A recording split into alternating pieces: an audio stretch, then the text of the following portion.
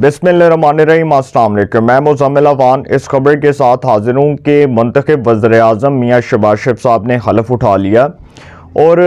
अब वो अपने फ़राइज़ सर अंजाम देंगे बतौर वज़ीर-ए-आज़म। अब वो अपनी काबीना का ऐलान करेंगे, उनकी काबीना तश्कील पाएगी, वफाकी वज़राए ममलिकत, और फिर उसके बाद जो है वो चल सो चल काम शुरू हो जाएगा। लेकिन वो लोग जिनका उस वक्त ये कहना था कि शहबाज शरीफ वज़ीर-ए-आज़म नहीं बनेंगे, और बहुत से लोग ये कहते थे कि शहबाज शरीफ जो कि 16 महीने हुकूमत करके गए और उसका एक इम्पैक्ट पाकिस्तान की इकॉनमी के ऊपर, पाकिस्तान की जो है वो जमहूरियत के ऊपर पड़ा और पाकिस्तान में बड़े मनफी असरात मुरतब हुए उनकी हुकूमत से। तो दरअसल सर, पाकिस्तान की इस्टेब्लिशमेंट की नज़रों में शहबाज शरीफ एक बेहतरीन चॉइस थे, पहले भी थे और आज भी हैं। और अगर कोई ये कंसीडर कर रहा था कि शहबाज शरीफ साहब जो है इनको रिजेक्ट कर दिया गया और अब उसके बाद वो वज़ीर-ए-आज़म नहीं बनेंगे, तो नॉट एट ऑल, ये किसी ने ऐसा नहीं सोचा हुआ था। बल्कि इस्टेब्लिशमेंट जो है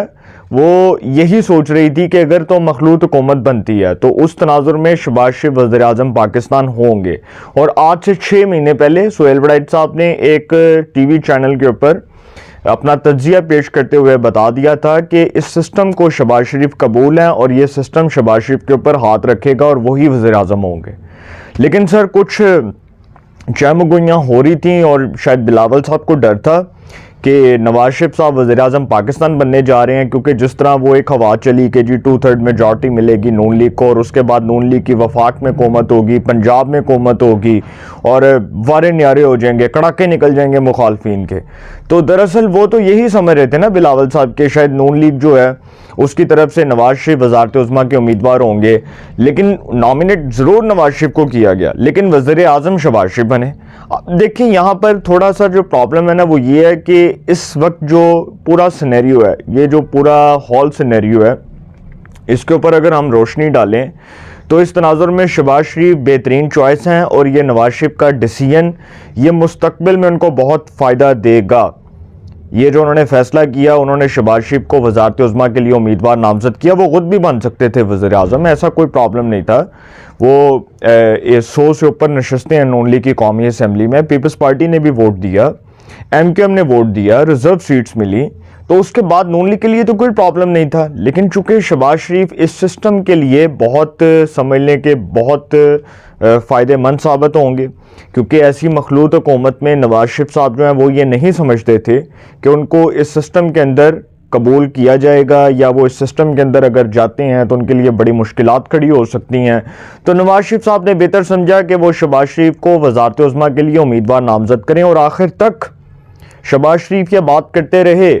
कि मेरे वज़ारत-ए-उज़्मा के जो उम्मीदवार हैं वो मियाँ मोहम्मद नवाज शरीफ हैं, मेरे बड़े भाई हैं, मेरे वालिद की तरह हैं और मुझे वो प्यार करते हैं और वो जो फैसला करेंगे मुझे कबूल होगा। नवाज शरीफ ने कहा कि यार तुम बनोगे वज़ीर-ए-आज़म,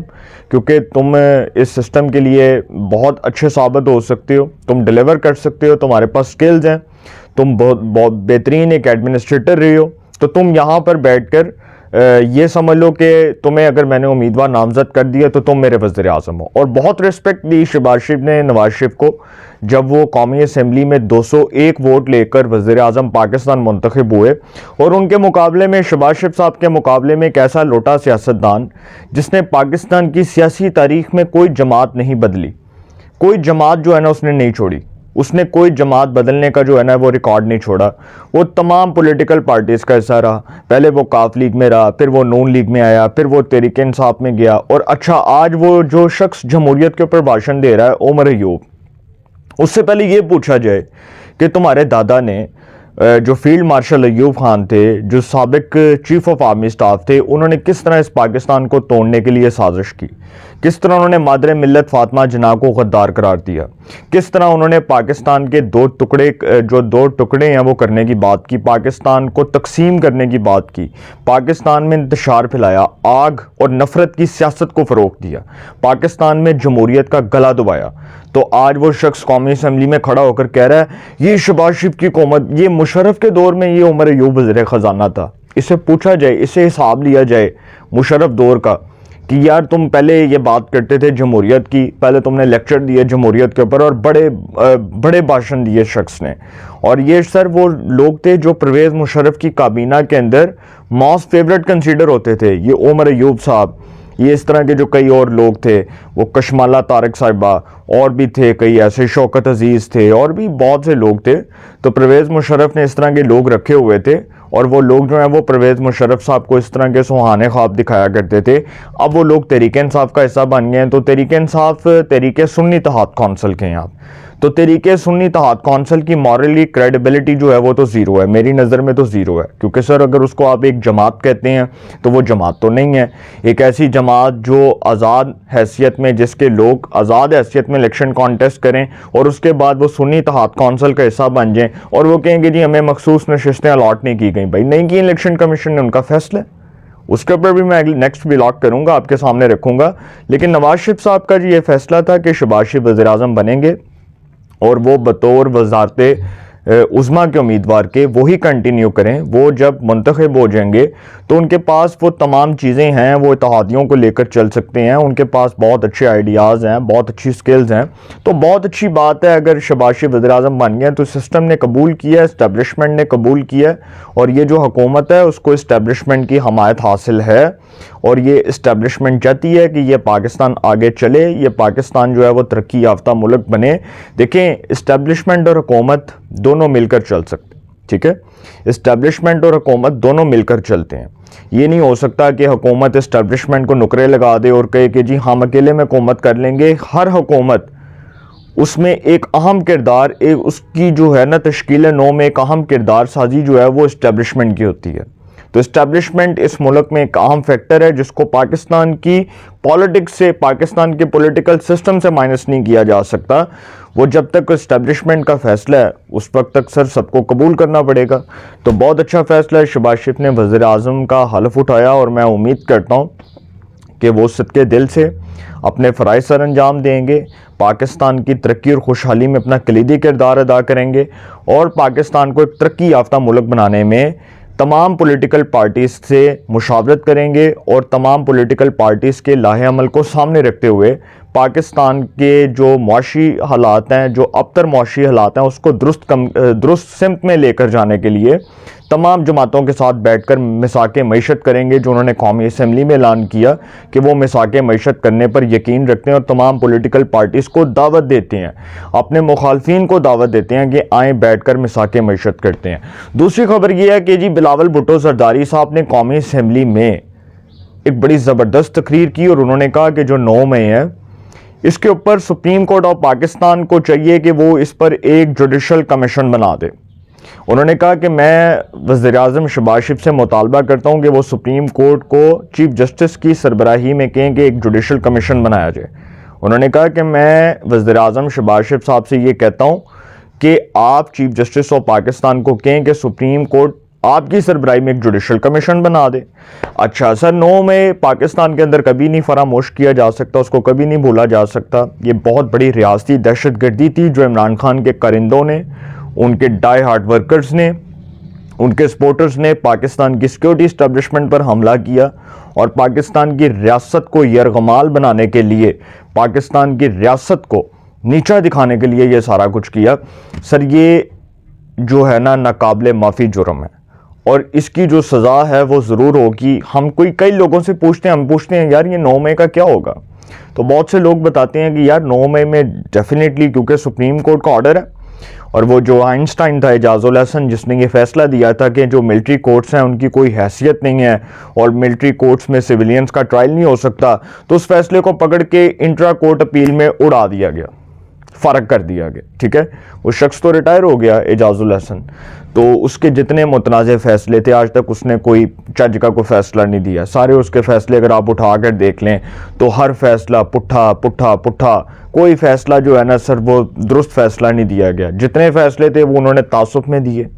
نفرت کی آگ تھی ان کے اندر. نواز شریف سے متعلق وہ ایسی جگہ پر بات کرتے تھے اعجاز الحسن کی، اگر ہم سنتے تو ہم کانوں کو ہاتھ لگاتے. اور کئی لوگ تو یہ بھی بتاتے ہیں